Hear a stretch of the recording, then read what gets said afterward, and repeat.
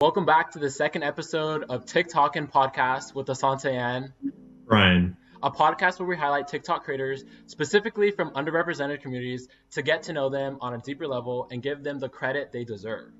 And I just want to reference, going off our first episode, Brian didn't talk a lot, but me and him are both learning how to do this, and we're going to continue to get better with the people that we interview. Yes, today sir. we have Dessy Joseph, whose TikTok name is at Jodessy. She's our first verified creator on the podcast. She has about 600,000 followers with over 14 million likes. She lives in New York. She is 26, and she is known for her viral videos on TikTok that talk about her secrets and tips from food chains like McDonald's, her interesting story times, and her outspokenness about racial equality. Today, we're going to be talking about her rise to fame, some of her viral TikTok videos, and her interview with insiders. Also, we're going to be talking about a little bit of the verification on TikTok. I want to start off by saying, Dessy, we're so happy to have you here on the podcast. And we definitely have I'm happy to be here. Yes, we're so happy to have you. Yes. First of all, how are you? And is this your second interview since Insiders? Like, what? How do you explain that? Oh, you guys saw that. So yes, this is my second interview since Insider. Everybody else was sort of just writing articles about me, and I was just like, okay, lifestyle. But but like Insider was the only one that like asked me questions. Everybody else, like I had some people like just ask me permission to repost the video, ask me permission to like post it on their website or their newspaper or whatever, write about it. But like Insider was the only one that like came with questions, and they were like, yeah, we need to know this, that. And fun fact, Insider actually did contact McDonald's for for commentary. We're definitely gonna divulge into that a lot more and kind of explain that as we get further into the podcast or the video if you're watching. So for those who do not know, how can you explain your content? My content it's just basically me. So it's like things I've experienced, whether it be in the workplace, which I just call it secrets because, well, secrets is catchy. And story times, and definitely just like causes I believe in. I actually, just causes I believe in and stuff like that. Which, like, when you said I was like outspoken about racial inequality, I was like so excited. I was like, oh my God, Asante, yes. Yes. I know, and if you look at your TikTok page, like a lot of the videos that you're known for and like blew up for are like the secret videos and stuff like that. But if you look at the majority of her videos, they're all about like Black Lives Matter, like white privilege and stuff like that. And we're gonna get into that later on in the podcast for sure. So since your first post in March 2020 that is public, I feel like everybody has a story on like how they came on to TikTok and like things like that. How did you get on TikTok? So I was originally a Musical.ly like head, like back in whatever, when I was like 19. And when Musical.ly switched to TikTok, I was just like so annoyed. And I was like, you know what? No, screw you guys. I'm going home. So that's what I did. I like left the app. And I didn't actually realize I had a TikTok account because Musical.ly accounts switched over and became TikTok accounts. I learned that like way later. So one day my sister, it was actually this, that challenge that's like, baby, give me something, that one. Yeah, I was like, oh, and none of the people were on beat, and I was like, hold up, I could do it. I was like, hold up, I'm gonna make a TikTok. So I actually recorded that on my little cousin's TikTok, and then I was like, did you post it? She's like, no. And I was like, first of all, the world needs to see this. So then I went and I made a TikTok. I made a TikTok account, and I got her to send me the videos, and then I just posted the videos on my TikTok account, and I got like 20 views, and I was like, wow, how dare, not even like 20, like 5. I was like, wow, they don't love me on here. Musical.ly was so much better. And then like I kind of got over myself, and then I started posting and just doing it for fun, and then I started, when you were starting out, I feel like, well, when I was starting out, like I had a post that had like 20,000 views, you know, and I thought that was so viral for me in the beginning, you know. When was your first like viral like video when you started your account? It's so funny because like now my concept of viral is so big. But when I was like starting out, I did a voiceover. I swear to God, it's my first voiceover that I did that like blew up. And like, I'm talking about like 22 likes. Like that was my version of blow up. I was like, and it was the one where it's like, it was like something like, I wonder like, oh, if I have kids, I wonder who's going to be the mom. Something like that. Like, cause I'm sure as hell ain't me. And I was like, I did such a good job with this voice. Over 22 people liked it. Like 200 people saw it. I was viral in my head. And then when I started talking more about like my thoughts on like Black Lives Matter and everything like that, at first I didn't even know the fist was a symbol of Black Lives Matter. I was like, what is up with this fist? Like, what is going on here? Because I didn't know they have a symbol now. I was like, what you mean? It's just BLM. So I was talking and then I was like, oh wow, people really care about what I have to say. And that's when I think you saw a major shift in my content, where I stopped doing voiceovers completely. And I just started speaking my mind and I tripled my views. You know, Cardi B shit. and I feel like everybody's content, like, it always kind of changes, you know what I mean? And our perception of like what we think is viral, like, could change in a matter of a few months, depending on our following, like how many likes we get and stuff like that. And how are the reactions? How are the reactions from your family and your friends and I don't know, people that you work with, seeing your videos like blow up so crazy? Yeah, so fun fact, really sad fact. I'm a middle school teacher. So that was interesting. The kids saw it and they started, I knew because I have a teacher Instagram, which I've now learned to make private because people were finding their way. And I noticed I was getting a lot of tags on the teacher Instagram. I'm like, literally, I post pictures of like your schedule for today. Like, there's no reason you should be tagging your teacher or anything. And I was getting like 5-6 tags that day. And I was like, what's going on? And I clicked on it. And it was like, Miss Joseph's on my For You page. Miss Joseph's on my For You. I was like, oh my God. And the kids had already graduated. So I was like, okay. But then I'm like, dang, you probably know people that still go to the school. And they did. So, so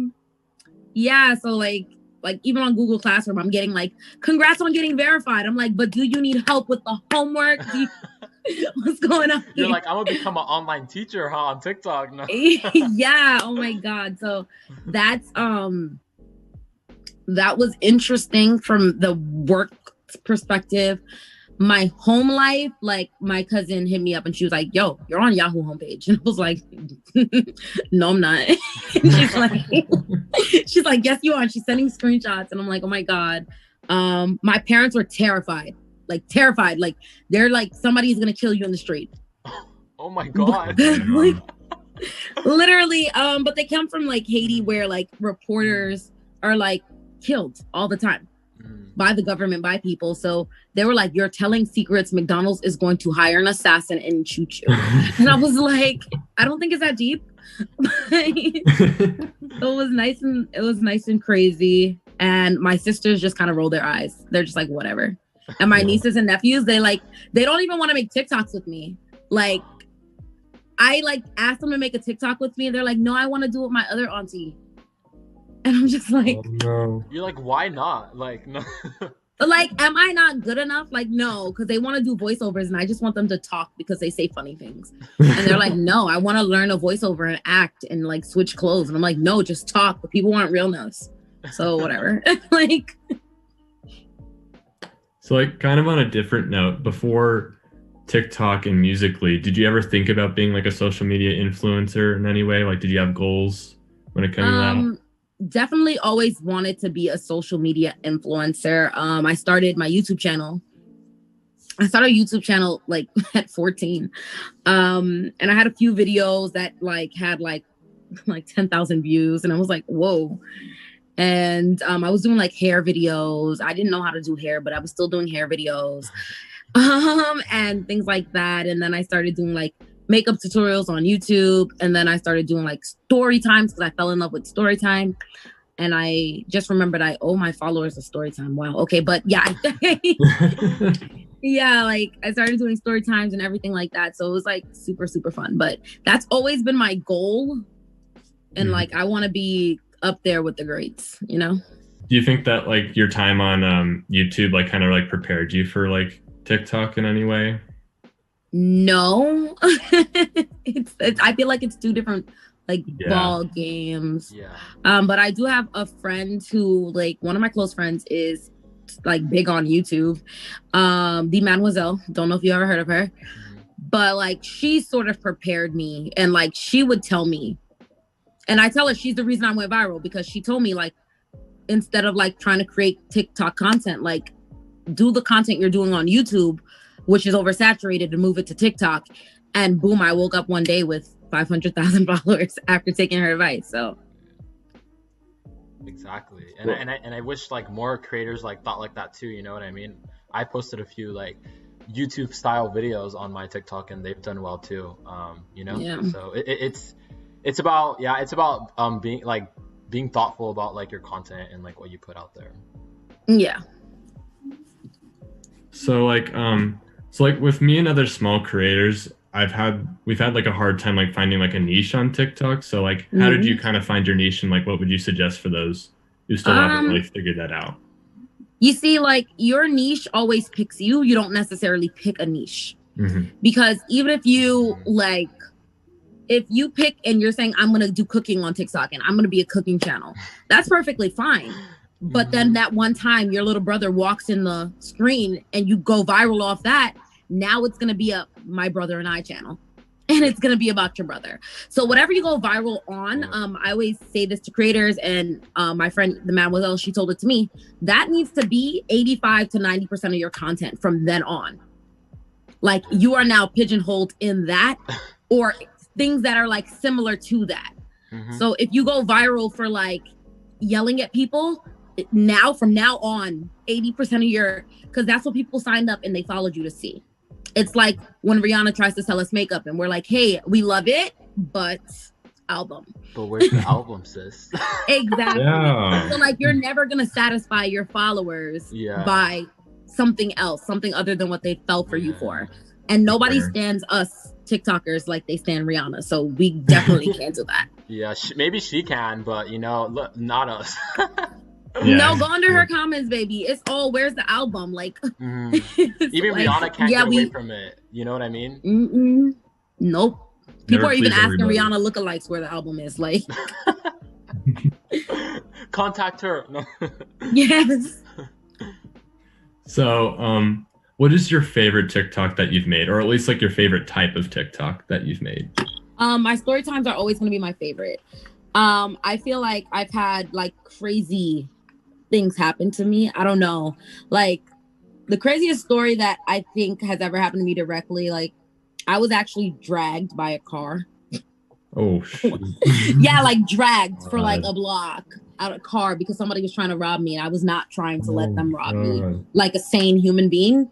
Yeah, so I haven't even told that. Like I have so many stories I have not told on TikTok, and I'm just like, yeah, I don't know. I made very stupid decisions, and I'm still making stupid decisions. So that's fair. Yeah, me too. Yeah. We all, yeah. I'm making. Might as well make content out of it, right? Literally. That's the goal. Kind of on an opposite note, what is the video that like you're most embarrassed about? Oh my God, my McDonald's video. Honestly, the viral one. Because the most people have seen it. And I'm like, damn, I couldn't like fix my bra strap. I couldn't, like, what is going on? Because I was getting ready and I just had like a cami on. My bra is showing. I had just finished my makeup because I was going on a date. And I didn't even put on my shirt yet. And I was like, I was going to film a YouTube video. And I was like, let me film a TikTok video instead because it's faster. And then I filmed my TikTok video. Then I just posted it, picked any random hashtags that were relevant. And the one thing about YouTube is the call to action, and it really works on TikTok.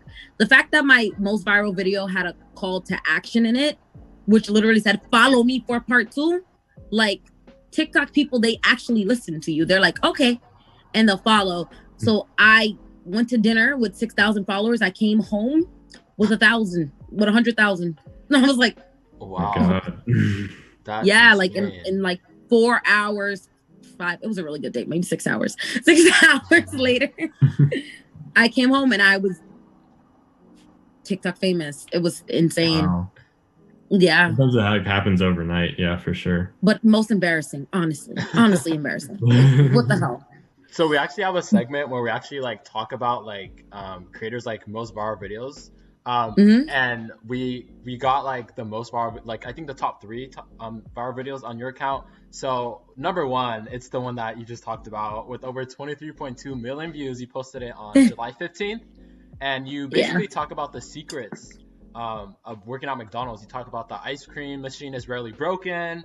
You're not allowed to take tips, but you've taken some. Still took them though. 9 out of 10 times the fries are fresh.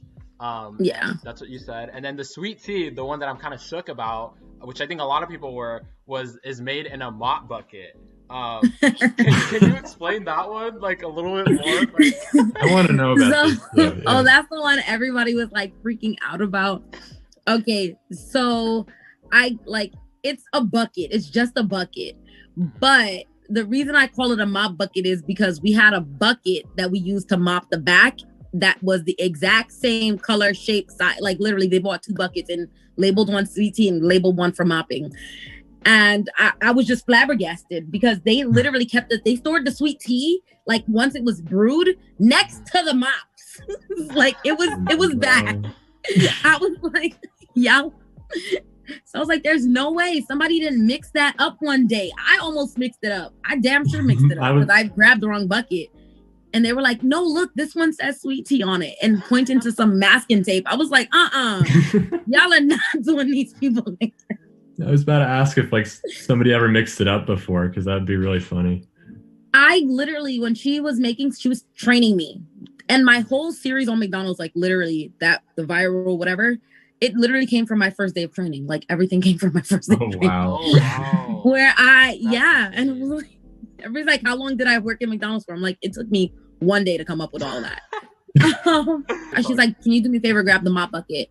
And I was like, okay, sure. She had pointed to like this little alleyway in the store, and I went and I just grabbed the bucket, and she had given me a color. She's like, the blue mop bucket or the white mop bucket, whatever. And I grabbed the blue bucket, and she said, no, this one is for sweet tea, the other one. Mind you, she was filling it up with water, then realized while she was filling it up with water, it was a sweet tea one. So she dumps out the water, gives me back the bucket, and then I'm like, okay. So I go and I see another bucket right directly next to the one I just picked up. And I picked that one up, and she's like, yeah, thanks. And I'm like, so why like you could have put the sweet tea one on a shelf or something, like 2 different areas. So it's a mop bucket, because I don't know if they use old sweet tea buckets to mop the floor or if they use new mop buckets to do the sweet tea, but it's a mop bucket. It's a mop bucket. Whatever. No. Do you ever like, I know you said they reached out to McDonald's and stuff. We talked about that a little earlier. Do you like get in trouble for like sharing this information, or like no? No, I didn't get in trouble for sharing the information. Okay. I'm like apprehensive. Like everybody wants the story of like me suing McDonald's, because I did have a lawsuit against McDonald's, and I'm like, that's what I'm apprehensive about. I'm like, should I call my lawyer and ask? Can I talk about this? Oh my god, that's what I'm apprehensive about. Wait, what are you suing like, McDonald's about for? Is it, can you tell us? I didn't. No, it's not about TikToks. I sued McDonald's when I worked for them. Like I was like going to court and working. It's like, you'll hear from my lawyer, and I was working for them, and I was like, yeah. So it was great because like every time somebody like says McDonald's gonna fire you, I was like, first of all, they couldn't even fire me when I was employed with them, because I would have sued again for retaliation. Bye. So yeah. You shared a lot of secrets like about McDonald's, Chipotle, 7-Eleven, and more. What are some common things that people always get shocked about, like when you tell them about any of these places? The most shocked about, it's just ways to save money at places, I guess. Like things that people don't think about, like when they sit there and order a whole meal but don't order a meal. Like what? Or yeah, like just things like that, like ways that they've been spending extra money, or ways. I want to do a video actually about like upselling and like how we were taught to upsell at McDonald's and stuff like that. So do you have any one suggestion to save money for the people that are watching or listening to this? One suggestion to save money is definitely through customizations and add-ons you can save money. Like, for example, I think right now the Travis Scott burger, which is literally what, a quarter pounder with bacon? Yep. Right. So like literally if you order like let me see, you can order a McDouble, take off the onions and add bacon and have basically the same damn thing. Like, or you could just order a quarter pounder and add bacon instead of, like, you know, like stuff like that. You can make the sandwiches other ways and it'll bring up as less, because when you're paying 30 cents for cheese and 20 cents for tomatoes versus $7 for the sandwich because it's TikTok famous, you know, so you can always make yourself a fake one or that makes a lot of sense. Yeah, and I'm surprised more people don't do that. Like, you know, right? Because I'm like, literally, if you just get a McDouble, add Big Mac sauce, like, buddy, there you go. It's literally a Big Mac. What is the difference? An extra piece of bread. An extra piece of bread. Yeah, you could add even that good. Doesn't even add that much. Cheese and Big Mac sauce. That's a whole Big Mac. Like, and pickles, you can go ahead and add those. Like, whatever. I get that. I'm still shook people don't do that. Like, really. They don't. You talk a lot about like fast food tips, but you also talk a lot about being Haitian and talking a lot about like the Black experience. In your recent videos, you've talked about the N-word, white privilege. What do you want people to take from like those videos? Those videos are just like, and I'm struggling with those videos right now because I'm in like this place. Every time I post a video about Black Lives Matter, any content like that, sorry, my phone is like alerting me that it's dying, and I'm like, why? You're on the charger. So anytime I post a video like that, honestly, I lose followers. Like, if you notice, like, I'll lose like 5,000 followers, like every 1 to 5,000 followers every time I post a video about Black Lives Matter or anything like that. And it's really, I'm so serious. I lose followers. And people, I lose a lot of followers anytime I post anything racially inclined. And it's basically like a Dixie Chicks situation. Like, people want you to shut up and sing and they don't want to hear your political opinion. So it's like, I'm like, do I keep do I separate the accounts and I use my other TikTok account for political stuff? Do I move my political stuff to Reels? Like, and I'm just like struggling with that right now because like, I don't like the thought of losing followers. Like, I don't, but it's also like, am I now being a hypocrite?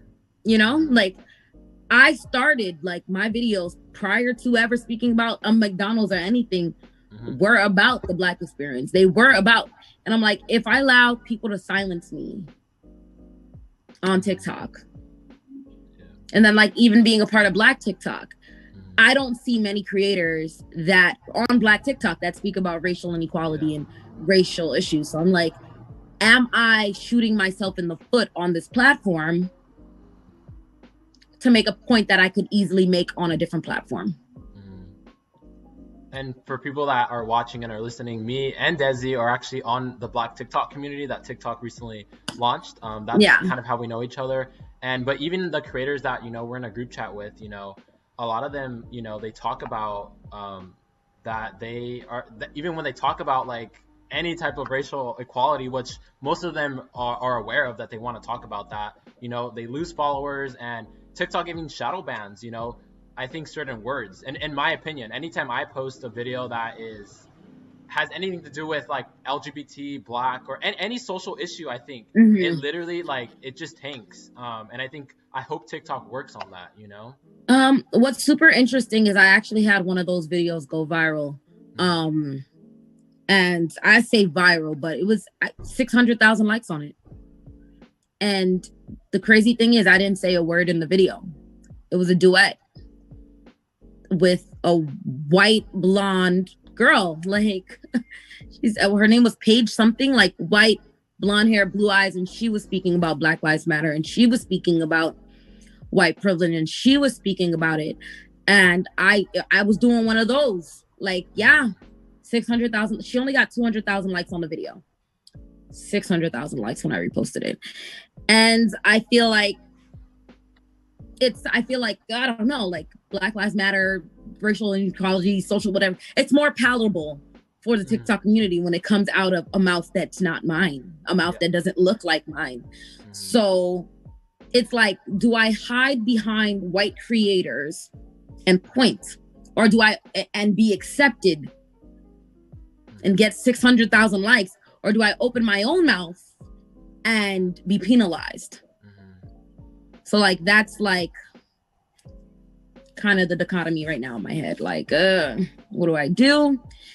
And I'm like, should I just move it on to another channel and be like, that's not me? Like, I don't know. So I'm like going crazy right now. Yeah. And I think that's something that, you know, I experienced too as like a Black creator, is like, you know, my audience, anytime I talk about like, just like you were saying, like the Black experience and stuff like that, like I feel like, you know, people really don't want to hear it sometimes. And I think, you know, we're on a platform that is just, it's very white, and it, you know, it definitely rewards, like, I think white creators at the end of the day. They get the money, they get the sponsorships, they get everything. And it's really, really weird, because I feel like there's a lot of people that want us to talk about the Black Lives Matter movement, and then when we talk about it, like nothing, like no one really, like they don't, like no one really wants to hear it at the same way. So it's very contradictory, you know? I feel like they don't want us to talk about the Black Lives Matter movement much. They want us to like condemn the Black Lives Matter movement. So if I were to make a video and I was to say, I don't support Black Lives Matter, this is why, or Black Lives Matter doesn't represent, or the protesters need to stop, they're doing too much, I would go viral tomorrow. Easy. And every Trump supporter on TikTok would sit there, duet my video and say, see, look. Same thing they do with, what's her name, Candace Owens. See, look. And every time somebody, and then my face and my voice would be used to silence my Black brothers and sisters. It's that simple. But if I want to speak about a struggle, like even when I tell people all the time when we speak about privilege, I'm like, privilege is something that everybody has. Like right now, we're each, Brian, Asante, myself, we all have a roof over our head. You know, that's privilege. That's class privilege right there. That we have the even privilege to do this, you know, all three right. of us. To be here on the Zoom. Right. Like even as simple as you both are wearing glasses, I wear contacts. I have the privilege of being able to touch my face right now. It's a privilege. It doesn't mean that your life is easy. It doesn't mean that when I take out my contacts, my eyes are not still blurry as hell. It doesn't mean my prescription is better or worse than yours. It's just something you get to do that nobody else gets to do.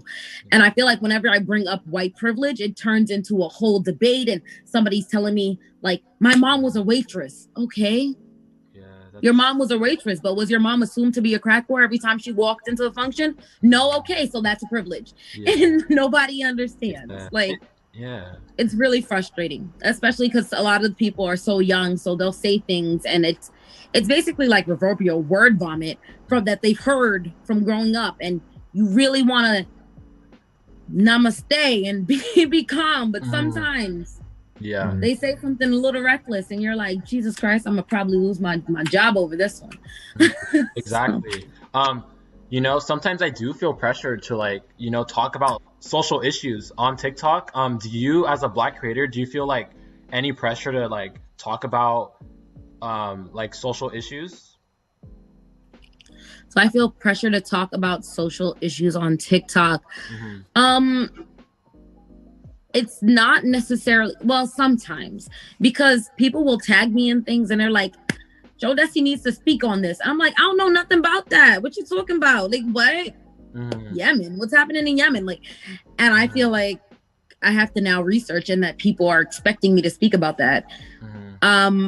But then I feel like an internal conflict, because I feel like I told you, a hypocrite. When I have a big platform, I'm not speaking about Black lives and and what we go through. But when I was 2,000 followers strong, it was all I spoke about.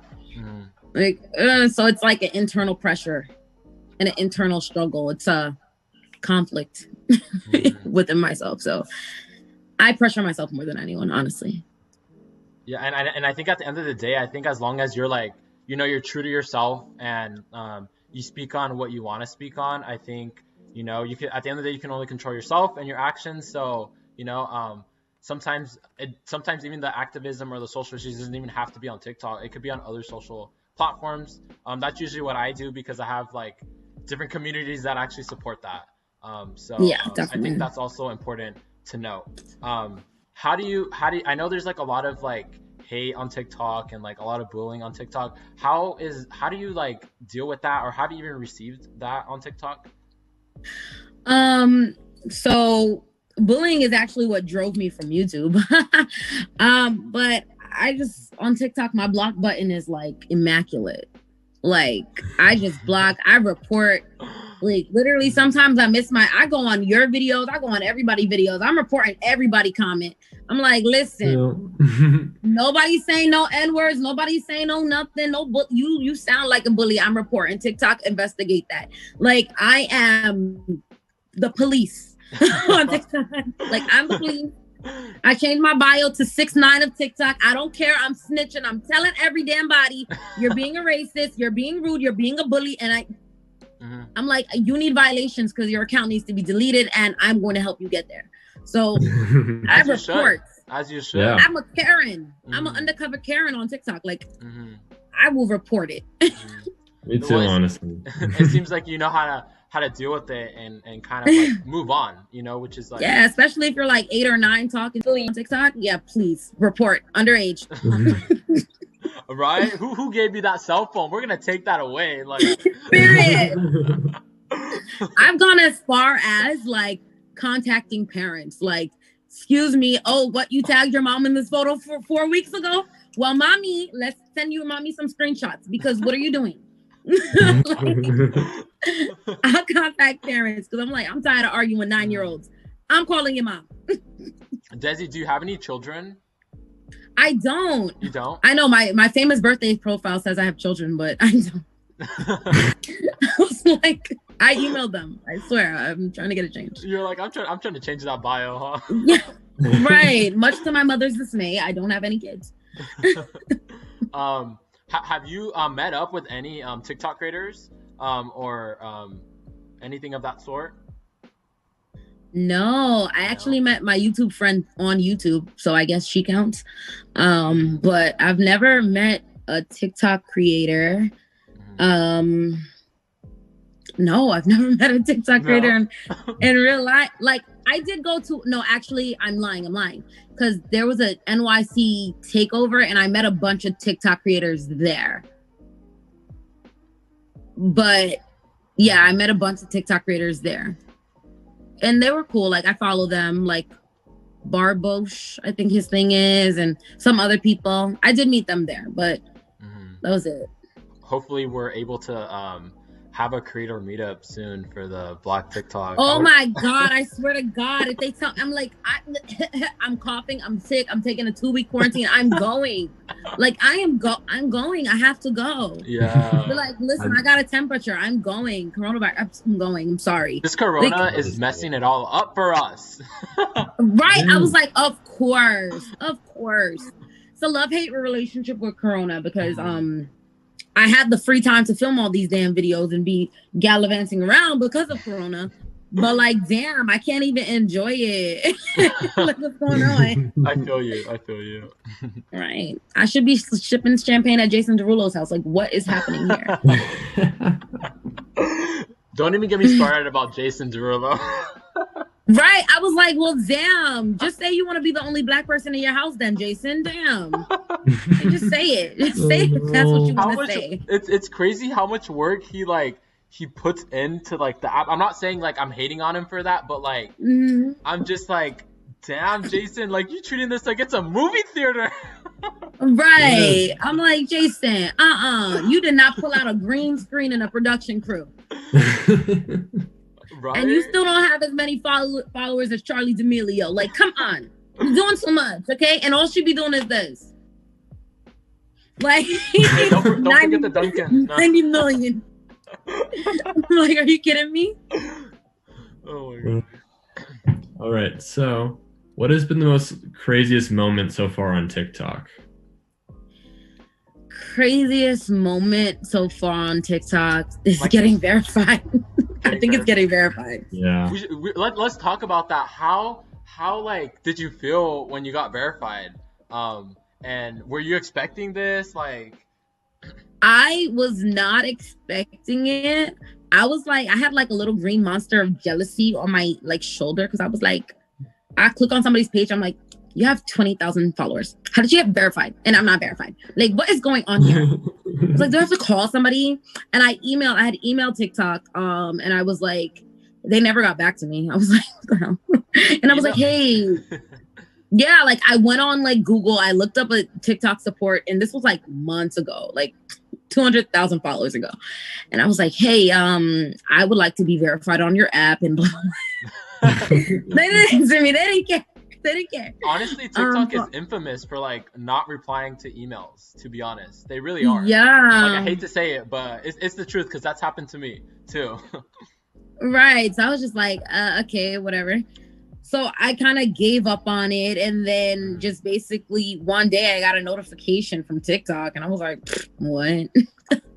It was like 7:00. Uh-huh. And it's like, congratulations on being verified. I was like, oh, bleep. Like, I'm not verified. This must be a mistake. And I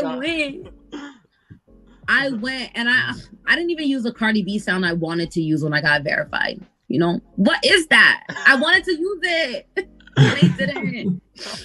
I still use it. Like, the check is still there, but like, I wanted to use it. And now it's been a few like videos. I'm like, damn it.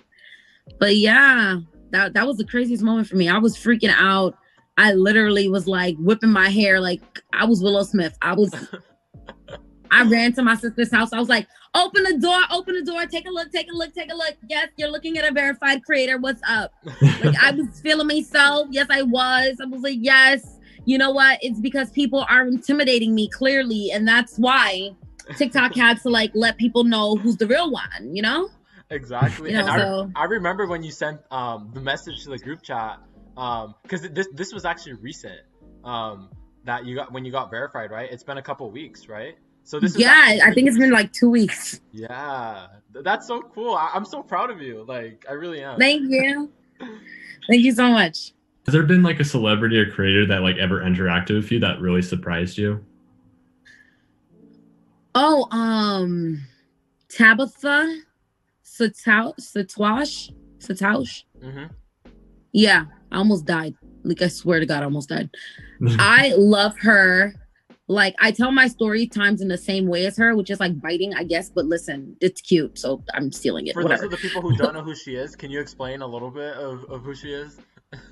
She's like 19. She does story times she's a whole story time channel on TikTok, and she just tells stories and with her brother, and it's so cute. And I commented on one of her videos because I love her videos, so I binge her. And I commented, and she had a fake mustache on because she was filming something for YouTube, and she was like, ignore the mustache. And I commented, I was like, honestly, I can't stop staring at the mustache. Like, I'm not ignoring it. And this was like an hour after she posted the video, and she responded, and she was like, oh my God, I love your videos. Like, literally, you just came up on my For You page, blah, blah, blah, blah. And I was staring at my phone, blinking, rubbing my eyes because, you know, it gave me that message that said, say hello to Tabitha. I said, who gets to say hello to Tabitha? Then I sent her a message. I was like, let me try this before. And I'm like, let me stop before she unfollowed me because I was like, hi. Hi. And yeah. That's so funny that you like have those experiences, you know what I mean? Because like, I think when like I found out I was gonna be in Black TikTok and we're in the group chat and stuff, and like some of the creators in there, including yourself, followed me. I was like, oh my God, like I was shocked. Like, I was having the same moment you were having. I was like, oh my God, they're like following me now, you know? I don't know. It's just funny how you were explaining that, and I was like, that's exactly how I felt when like you followed me too. You know what I mean? I was like, oh my God, I love her. in the Zoom meeting when Kat came on. And I was just like, you know, Kat, she does the like the conversations between like her and her head and her heart and red flag or whatever. She came on and I was like, oh my God. Should I risk getting kicked out this meeting? Because I wanted to unmute the mic. I was like, unmute the mic. I was like, they're like, got a question? I was like, I love you, Kat. I love you. I feel that. I feel that because for those of the people that don't know, like when we're in these Zoom meetings with like these Black creators, like ranging from like verified huge accounts to like smaller accounts, like they want us all muted. Like, you know what I mean? Yeah. So we're like and muted chat. And the chat is muted. Oh like, no, on. not the chat. So we're all like fangirling over here. I'm like, I want to say hi. You could at least give me the chat. At the very least. Yeah, I'm like, you could at least give us the chat. Like, come on. Mm-hmm. For sure. Dessy, okay. What are some things that you're working on, or what are some things that followers can expect in the future? Any story times, anything that you're working on? Okay, the thing that I'm working on right now is I've been wanting to do a TikTok giveaway for a while. Ooh. So I'm actually trying to secure a PS5 so I can give it away. Ooh. So That's a fancy. PS5 giveaway is coming. Hopefully for you guys. This podcast soon. Is up before you give that PS5 away, so people know. Right. Like, no, it'll be up because clearly the pre-orders, I'm like, hello, like it's sold out everywhere. But as soon as I get my hands on one, I will be giving one away. Yeah. And then maybe when I hit 1 million followers, I'll give away something bigger. So which will be soon. Yeah. Right? Oh my God, hopefully. Like, I'm like, listen, yeah, I want to give. I'm not trying to be the David Dobrik of TikTok because I'm broke, but I can afford $500 on a PS5. So I was thinking, I was like 500,000 followers, like 590 something thousand followers, but I was like $500 for PS5, like $100 per follower. So like when I hit 1 million, I'll give away something worth $1,000. You know? Yeah. That's where I'm kind of going. And I'm pretty sure all your followers will appreciate that. You know, people love to get free things, you know? Love giveaways. Yeah. So that'll be like super, super cool. And yeah. Of course, more story times, definitely, and more secrets. I have like a book of secrets. I'm ready for all of those. Yes, I will be there. So what's your advice for those wanting to be a TikTok creator? As we kind of wrap up, what's your kind of advice for that? Just do it.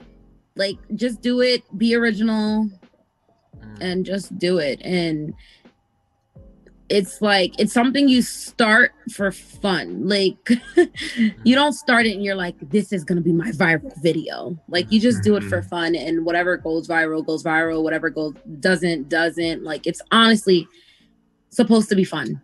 So like, don't get too hung up on views. Even if no one's watching, just have fun.